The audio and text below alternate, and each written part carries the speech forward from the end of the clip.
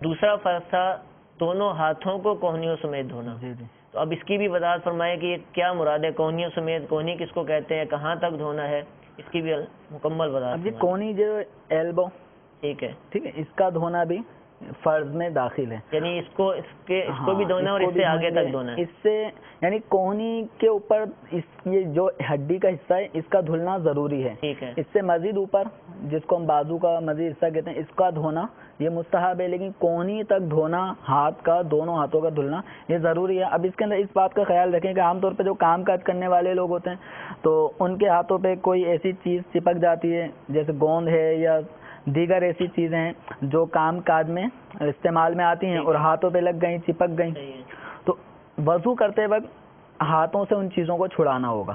ٹھیک ہے. اب کوئی سا بھی ایسا ذریعہ کہ جس کے ذریعے وہ ہٹ سکے اس کو چھڑائیں, اور جتنا چھڑانا ممکنات میں سے ہے اتنا ان کو چھڑانا ہوگا.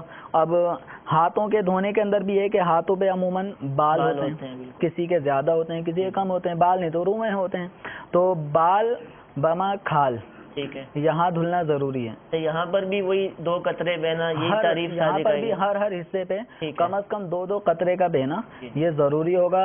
2 قطرے کا ایک حصے بال, کھال, روئیں پر بہنا, پانی کا بہہ جانا یہ فرض ہے.